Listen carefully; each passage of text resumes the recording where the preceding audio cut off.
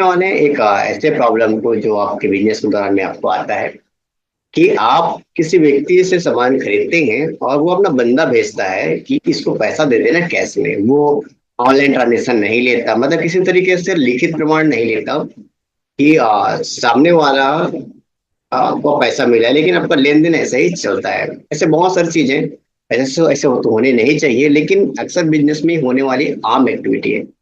तो अगर सामने वाले बंदे ने हमें पैसा भेजा और उसकी रकम कुछ ज्यादा है, तो हमने तो सामने वाले बंदे ने फोन करके बात कराया, ये कंफर्मेशन हुआ, तो हमने बंदे को पैसे दे दिए। अब पैसे देने के बाद ये बंदा उस व्यक्ति को पैसा नहीं दिया, तो कैसे हम टैली में उस चीज की एंट्री करेंगे, उस बंदे की एंट्री करेंगे कि हमने उसको पैसे दिया है, इसका प्रमाण की एंट्री। तो इसके लिए, क्योंकि देखो वो तो आप सामने वाला कैश के रूप में ले रहा है, मतलब अलग से ले रहा है पैसा, लेकिन आप तो प्रॉपर एंट्री कर रहे हो ना, आपको तो पूरा मैनेज करना है ना उसको। तो आप तो एंट्री करोगे, तो कैसे एंट्री करोगे तो समझ लेते हैं पहले। तो ये देखिए, हमारे पास ये डेबुक है और यहाँ पर एक मोहन है जिससे हमें 40 का सामान खरीदा है। अब सिचुएशन ये है कि यहाँ से अब इस व्यक्ति को हम पेमेंट करना है, लेकिन सामने वाले व्यक्ति ने बोला कि भैया मैं अपना एक बंदा भेज रहा हूँ, उसको पैसे दे देना और ये मुझे दे ला के दे देगा। तो अब उसको देना है, तो हम बटन दबाएंगे, जनरली F5 ही दबाएंगे और पैसा कैश में दे रहे हो तो कैश में ही लोगे। अब इसके बाद स्पेस दबा के आप क्या सेलेक्ट करोगे, ये हमारे लिए एक मुद्दे वाली बात होती है, क्योंकि एंट्री तो करना है। अपने पास सामने वाले पैसे दे दिए, अब इम्पोर्टेंट है कि अब उसकी एंट्री करेंगे तो क्या यहाँ पे हम मोहन लिखेंगे। हम ये मान लेंगे कि मोहन को पैसा मिला है, लेकिन अगर पैसा नहीं मिला तो ये एंट्री अगर हमने कर दी, इसका मतलब उसको पैसा दिया है, पैसा कट जाएगा। लेकिन अगर सोचिए पैसा नहीं मिला, तो जब तक मिला नहीं है तब तक से मिला एंट्री नहीं कर सकते, हम मोहन का एंट्री नहीं ले सकते। लेकिन पैसा उसको मिलेगा ही मिलेगा। इस एग्जाम्पल के लिए मैं यहाँ पे जैसे लिखता हूँ और 40 4 लिखता हूँ, तो आप देखेंगे कि एंट्री अगेंस्ट रेफरेंस लेके उसका 0 0 हो जाएगा। तो ये तो इसको पैसा हम दे नहीं रहे, इसके बंदे को पैसा दे रहे हैं, तो ये एंट्री तो हमें नहीं करनी चाहिए। तो हमें करना क्या है, तो करना क्या है उसके लिए हम लोग चलते हैं क्रिएट करने के लिए, कुछ तो नया बनाना पड़ेगा। अब क्रिएट करते हैं तो इम्पोर्टेंट है, उस व्यक्ति का नाम है श्याम। अब सवाल आता है कि इसे अंडर में हम लोग क्या लेंगे। क्या यहाँ पर जितने भी चीजें आपको दिखाई दे रही है ऊपर से लेकर नीचे तक, इनमें से हम क्या लेंगे। अब इस सिचुएशन को अगर आप समझ गए हो, तो यहाँ से आप वीडियो रोक कर अपने टेली टीचर जहाँ पे आपको वीडियो पढ़ाई कर रहे हो, जो वो टेली सिखा रहा है, उससे सवाल करो कि इस सिचुएशन में अंडर में क्या आएगा। अगर कोई कहते ना बैंक अकाउंट क्यों आएगा, जैसे बैंक अकाउंट ले रहा हूँ, तो मैं तो सवाल करूंगा, मैं पढ़ रहा हूँ तो मैं सवाल करूंगा कि बैंक अकाउंट क्यों आएगा। अगर उसने कह दिया ना कि ये सैंडी क्रेडिटर है, तो इसे आंख बंद करके मैं नहीं मानूंगा। मैं तो पूछूंगा क्यों, क्योंकि क्रेडिटर का डेफिनेशन क्या है। वह व्यक्ति जो उससे पैसा लेगा, ये तो ये क्यों लेगा, ना इसने कोई सर्विस दी है ना कोई प्रोडक्ट दी है, तो सैंडी क्रेडिटर किस चीज के लिए। मेरा मकसद है कि आप बेवकूफ ना बने, कि कोई सिखा रहा है तो उसकी बातों को ऐसा लेन ना चले, क्योंकि आप इस बेवकूफी से जहां आप जॉब करने वाले हो उस कंपनी को लॉस हो। आप किसी कंपनी को लॉस करने की टेक्निक सीख रहे हो, तो पूरे जांच पड़ताल करिए कि यहाँ पर क्या लेजर बनेगा, क्योंकि ये लेजर डिसाइड करता है कि आपकी एंट्री सही होगा कि गलत। अब मैं यहाँ पे कहता हूँ कि हम इसे पेमेंट कर रहे हैं, तो मैं इसे एक्सपेंस इनडायरेक्ट कर दूंगा। अब मैं यही करने वाला हूँ।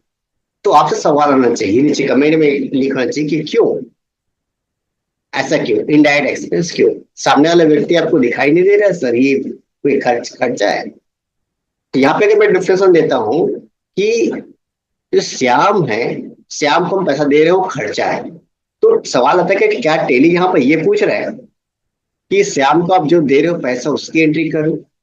अगर बात समझ में नहीं आई है तो मैं थोड़ा सा सिर्फ और पीछे की ओर ले चलता हूँ। अब हम इस लेजर में आते हैं जहाँ पे वन की एंट्री। तो यहाँ पे मैंने सिंडिकेटर क्यों दिया है, तो यहाँ पे मैंने सिंडिकेटर इसलिए दिया है क्योंकि मोहन हमसे पैसा ले रहा है, लेकिन जबकि हम मोहन सामान खरीद रहे थे, आप परचेस होना चाहिए ना।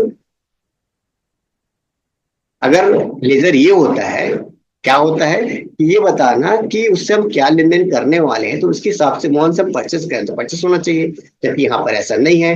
आप हमेशा यहाँ पे यूज कर क्या करते हो, आप यहाँ पे यूज करते हो सैलरी क्रेडिटर, यानी आप बताते हो कि मोहन सैलरी क्रेडिटर है, पैसे का लेने वाला है।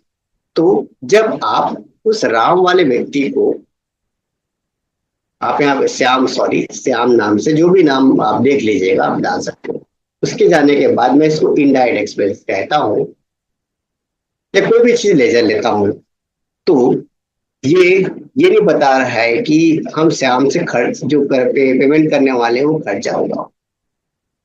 यहाँ पर ये वो क्लियर हो रहा है कि श्याम आपका एक्सपेंस है। तो लेजर को ध्यान में रखिएगा। वैसे मैं इनडायरेक्ट एक्सपेंस लूंगा ही, लेकिन कैसे लूंगा उसके पीछे रीजन है। तो मैं यहाँ पर एक पेमेंट लिखूंगा, क्योंकि उस पेमेंट का कोई नाम नहीं है इसलिए पेमेंट लिखूंगा, और ब्रैकेट में डालूंगा ये पेमेंट क्या है। और मैं इसलिए करूंगा क्योंकि मैं बताना चाह रहा हूँ मैंने सिर्फ एक पेमेंट किया है, और ब्रैकेट में मैंने बस एक मेथड डाल दिया है याद के रूप में कि क्या है। तो यानी मेन मेरा लेजर नेम क्या है, हमारा पेमेंट है। अब उसके नीचे मैं इसे इनडायरेक्ट एक्सप्रेस करूंगा और ये काम करना चालू करूंगा। अब इसके मैं बाद में से कर दूंगा सेव।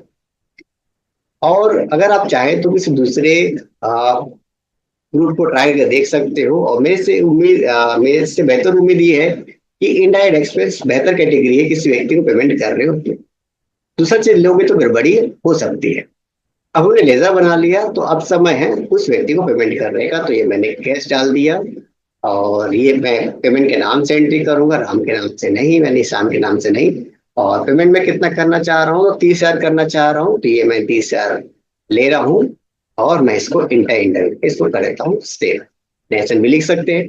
तो इसका मतलब ये नहीं है कि सामने वाले बंदे को पैसा मिल गया, क्योंकि टेली आपका रिपोर्ट ऐसा नहीं दिखाएगा। टेली आपको रिपोर्ट ये दिखाएगा कि सामने वाले बंदे को पैसा मिला ही नहीं, क्योंकि ये जो बंदा है अभी तक उसको पैसा दिया ही नहीं। तो सबसे पहले आपने ये पेमेंट करनी है, ये जो मैं दिखाने वाला हूँ आपको, ये पेमेंट एंट्री करनी है।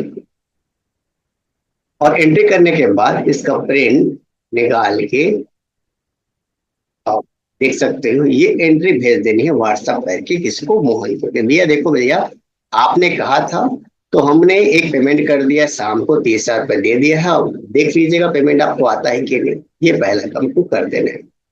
जैसे काम कंप्लीट होता है और कहता है कि मुझे पैसा मिल गया है, तो वाउचर एंट्री में जाके एक नई एंट्री पास करनी है, और F7 का बटन दबाना है।